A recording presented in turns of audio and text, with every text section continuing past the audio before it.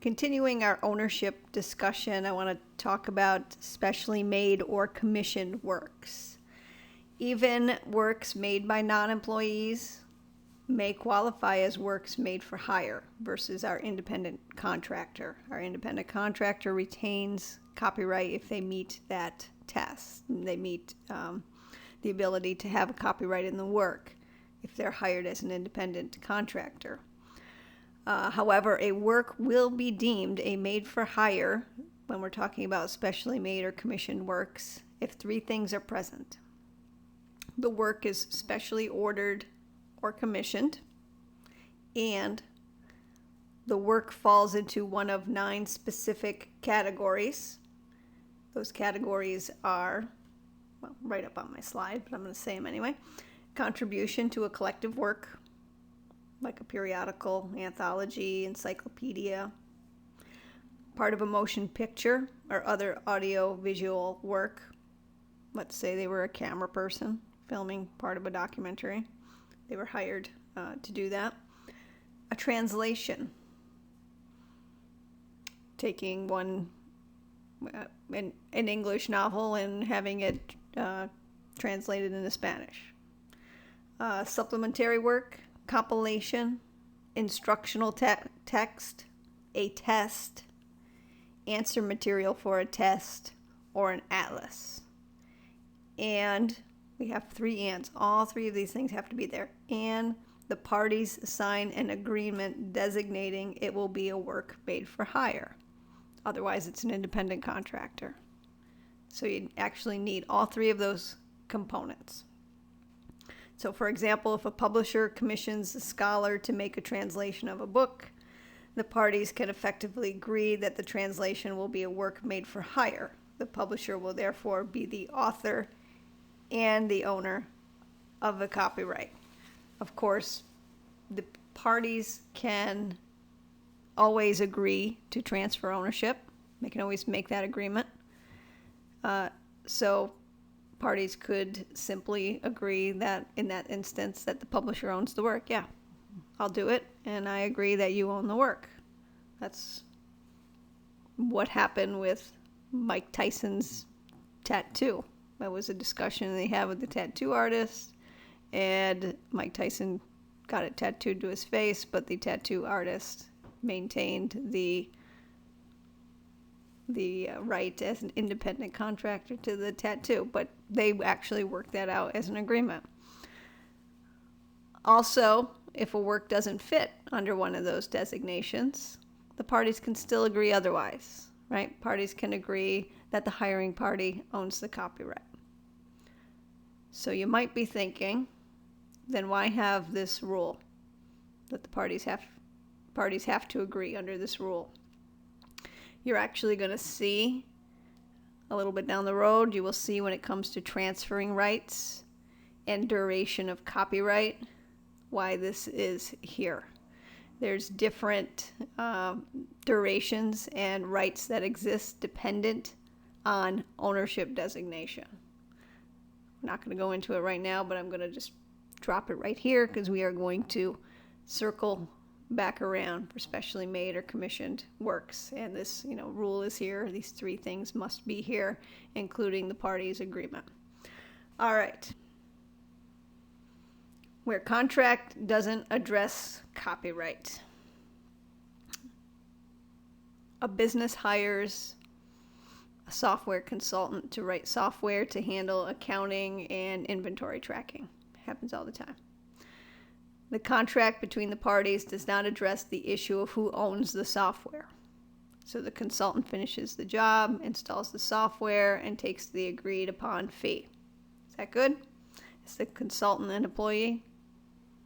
No, not independent contractor. So the software is not a work made for hire that allows the business to keep it. So who owns it? The consultant. And he can do whatever he wishes with that. Make copies, adopt it, bring it to other businesses. The question is, does the business have to get permission to use the software from the consultant? The answer is no. If the parties don't address the copyright ownership in a contract, it's an independent contractor, but the hiring party has a non-exclusive license to use the work contemplated by the parties. So the business is free to make copies and adapt that software as necessary for use in the business. So that was part of the agreement, was to make them the software. In that other case, it was agreed upon to use the statute, and they're free to use it non-exclusively to use the work. Implied license, implied non-exclusive license to the use of the work contemplated works better with software. Software is usually licensed, but there is, certain, they don't get ownership rights, but they do have exclusive rights, non-exclusive rights to use it as they see fit per the instruction of the reason why they had it done in the first place. So the key point here: determine ownership up front at the onset. Determine it up front. And here comes another problem with not getting that stated up front. So we're talking about joint authors, and we have more than one person who qualifies as an author. This is our bands. When you think joint authors, it's, for me, I just put it in the context of a band. When you have band members, who owns it? Who owns the music? Who owns the lyrics or the song in and of itself? If there is no agreement, they have equal undivided interest in the copyright. And each one of them can use, without permission from the other, they can use it and they can license it. They can do whatever they want with it. And that's what Axl Rose was doing to the band, taking their songs and licensing it away and making all the decisions without consulting the other members. And he was free to do that. There was no agreement relative to ownership. They all owned it, the music, equally. But there is one key, and this was what was the clincher too in the Guns N' Roses debacle, is they must share the profits. They must share the profits, and Axl Rose was not sharing the profits. The other caveat to this, though, is if someone infringes upon a work, any joint author can sue or be sued one way or the other. So infringement also is attached. So if someone sues them, both can be on the hook for libel. So just to tie this into an example, if Poe and Doe are joint authors of a novel, either one could authorize a publisher to print and distribute it or make a movie to film it. But either or would be accountable to their joint author, his or her joint author, to share in any profits. One joint author may grant permission to use a work, but the permission must come before the work is used, by the way. Must be done before the work is used. All right, next. It's all nice that we can talk about joint authorships. It sounds all nice and good, but when is a work joint? That question is not simple. It's not simply because, there's more than one person who had some input. That's not the deciding factor. Under 17 U.S.C. 101, these sections, if you want to review them again, I know I haven't been saying that. I will say it again now. You can refer to the Copyright Code or the Copyright Act for anything that says 17 U.S.C. 101. If you see Federal Code, that's referring to the Copyright Office rules. All right, so back to 17 U.S.C. 101. A work prepared by two or more authors with the intention that their contributions be merged into inseparable and interdependent parts of a unitary whole. God, I'm stumbling today. inseparable or interdependent parts of a unitary whole. That is what constitutes joint. Okay? So let's talk about a case. And by the way, the courts view this as an extremely high standard. A person may contribute a considerable amount of work, but they might not qualify as a joint author. And the test is that there's 2 points. Number one, that each author contribute copyrightable expression. And number two, that each author intend to be a joint author when the work is created. So you need both of those components. And we're going to talk about Thomas versus Larson. I'll give you some facts and background of this case. This involves the author to the musical Rent, who worked with a, I think it's pronounced dramaturge, and that's someone who deals with research and development of plays or operas. And Larson and his partner Aronson began collaborating on Rent in 1989, and in 1991 they went their separate ways amicably, and Arson gave permission to Larson to continue on with creating Rent. In 1993, James Nicola, who is an art director, urged Larson to hire a playwright or a book writer to help him develop the narrative structure, and Larson said, nope, I'm doing this all on my own. I want to be the only author. In 1995, while they were preparing for off-Broadway production, Larson agreed to hire Thompson, who was a playwright professor and a dramaturge. So she does research and research and developing for plays, and in this case, Rent. Thompson's contract with the production company did not mention anything about copyright interests or ownership of the final work. Larson and Thompson worked on the show together extremely intensively, that's in quotes, throughout the summer and fall of '95. Thompson described the October version of the Rent book as a collaboration with Larson. In November of '95, Larson signs another contract with the production company, and with further revisions for Rent. The contract incorporated terms of their prior agreement and provided that Larson had all approval rights of all the text changes. All the text changes would become his property, and 3, Larson would be billed as the sole author.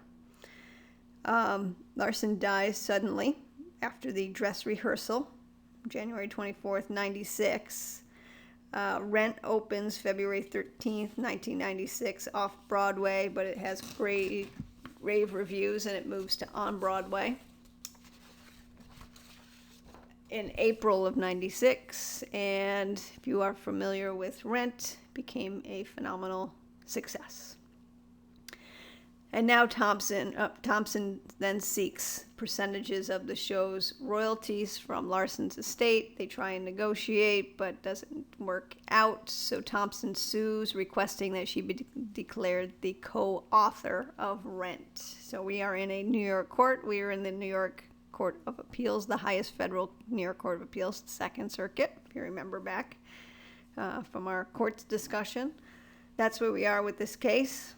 And the question the court addressed was whether Rent qualifies as a statutory joint work co-authored by Thompson. So the court first looks at this definition that is here, a work prepared by 2 or more authors with the intention that their contributions be merged into inseparable or interdependent parts of a unitary whole. So the court cites that and then says, wait, there's this two-part test. And the burden is on Thompson to prove it, establishing that she made independently copyrightable contributions to the work, number one, and number two, they're fully intended to be co-authorship here. You need two things to happen. The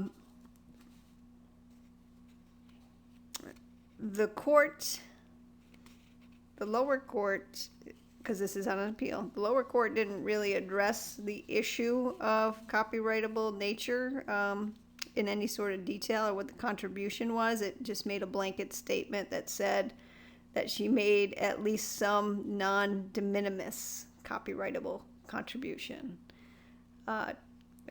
De minimis is a small amount of a work. We're going to talk more about that term when we talk about music and sampling. De minimis. Non-de minimis suggests that there was something more than just a small amount of copyrightable work. But the bigger issue, obviously, is the intent to create a co-authorship. And as you heard from the facts, the two worked together intensively on revising the work, which later became the commercial success. However, it turns on Larson had the sole decision-making authority, was consistently billed as the author, and showed through other conduct and statements that he viewed himself as the sole author. All the agreements categorized him as the author. The playbill has him as the co-author. So the court said clearly there was no intent here, despite the fact that Larson is now dead. Clearly here it did not show, despite what copyrightable contribution Thompson had, there was no intent on the part of Larson to be a joint author. So test number 2, branch number 2 was not proven. So the court is very holds this to a very high standard. So the point, what would be the point? Joint authors are well advised to have a contract covering their relationship. Otherwise, you're going to be at the mercy of the other, or you might not be deemed, despite how much you've put into the work, you might not be deemed a co-author. Collective works. A work such as a periodical, anthology, encyclopedia, in which a number of contributions constituting separate and independent works in and of themselves are assembled into a collective work. That's the definition. Newspapers, right? A whole bunch of articles makes up one newspaper. Magazines, collection of literary works, a CD of various songs on it. Collective works. The author of collective works acquires only the privilege of reproducing and distributing the contributions as part of that particular collective work. Any revision of that collective work and any later collective work in the same series. So an author of a collective work has very limited rights. And that's the definition that I just read. Acquires only the privilege of reproducing and distributing the contribution as part of a particular collective work, any revision of that collective work, and any later collective works in that same series. Suppose that editor puts together a book of poems for children with the permission of the various copyright holders. Is that a compilation or a collective work? That's a compilation. Collective work.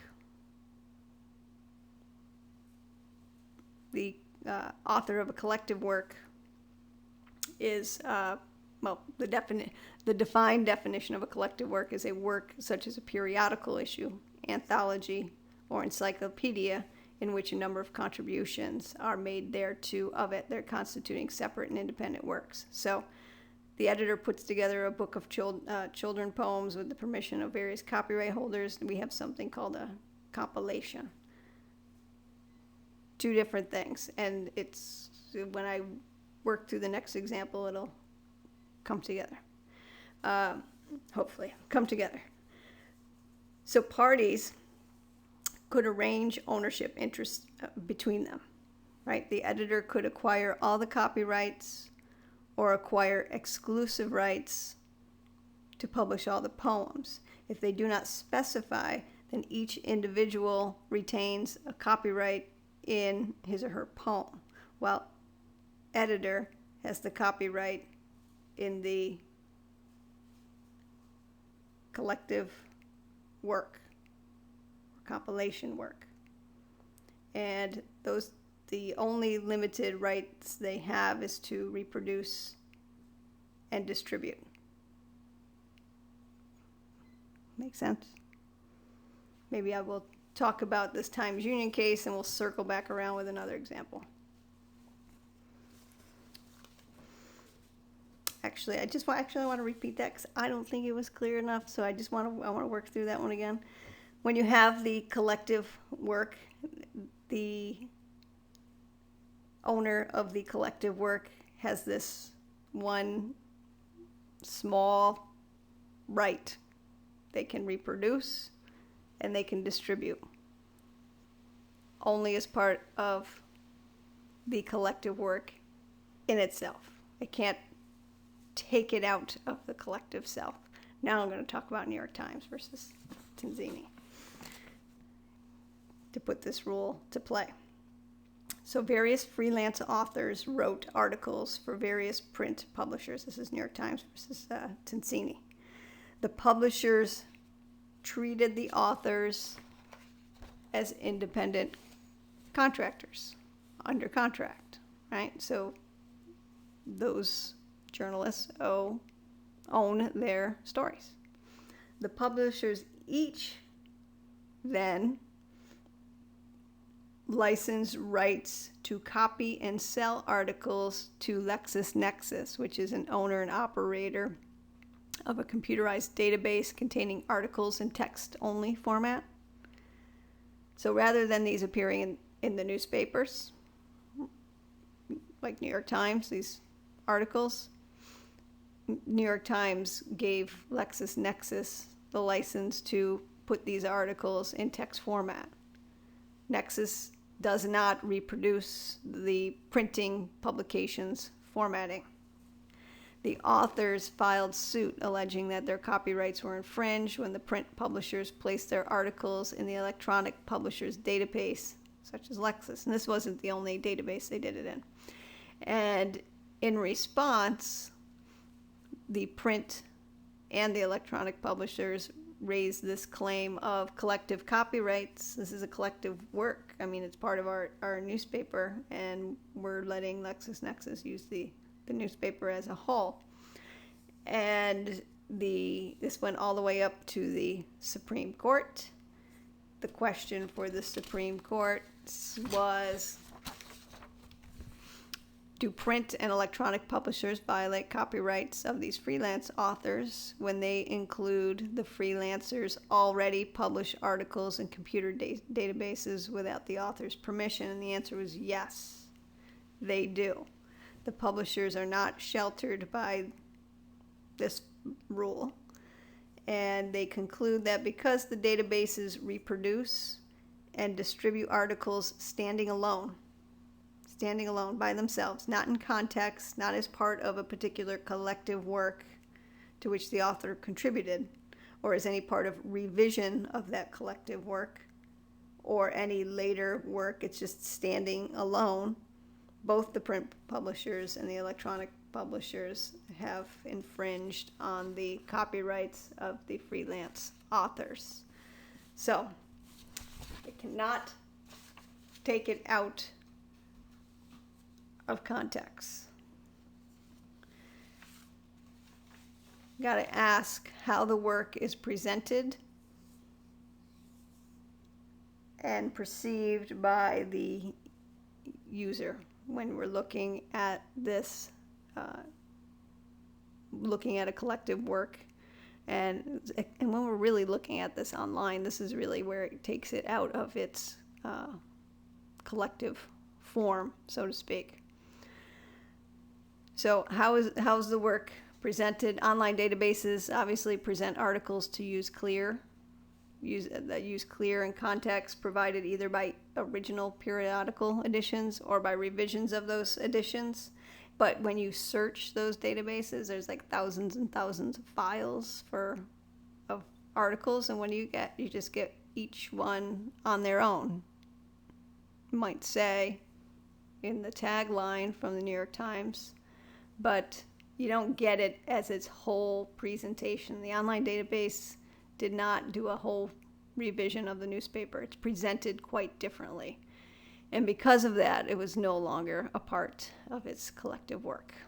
All right, I hope that is clear. If not, shoot me an email. I'll come up with some more examples I can post. I actually think that case is in the book as well, if you want to refer back to that. Let's talk about copyright ownership and ownership in the material object. We're going to distinguish the two. We have a collector who purchases a painting. A year later, she is disturbed to see that a local gift shop is selling posters of the painting. But she owns the painting, right? She owns the painting. Doesn't the shop need her permission to make copies? If not, can she at least set up in competition and sell her own posters? The answer you should be going no and no. No and no for both of those questions. Why? 17 U.S.C. 202, ownership of a copyright is distinct from the material object in which the work is embodied. Ownership of a copyright is distinct from the material object in which the work is embodied. Transfer of the material object does not convey the copyright. So our painter created the painting. The painter owns the painting. That's property law. And painter owns the copyright. That's copyright law. Collector bought the painting, i.e. the material object. The painter retains the copyright and rights that go along with it. The painter could give those copyrights away too, and the painter could also keep the painting. Just like a song you buy on iTunes, you have it downloaded, you buy it, you get to use it and play it, you own it, but you cannot then make copies of it and pass it out to your friends because the copyright is owned by the record label. The material object is just the embodiment, right? That's where you actually put the creative work. The collector who bought our painting, that material object, does have two rights to it. I'm done with this painting. I don't like it anymore. I could sell it, and I don't need to get the copyright owner's permission to do that. What else can I do with my painting? I could display it. I could hang it on my wall here at my house. But if I owned, let's say, a store downtown, I can hang it in my store, and the public can come in and look at it, and I'm not infringing on anybody's rights of displaying. This is a concept that falls under the first sale doctrine, which we're going to talk about when we talk about rights. The key point I wanted to make here is copyright ownership is different than ownership in the material object. And I think with those examples, that's pretty straightforward. And that ends our discussion on ownership of copyrights.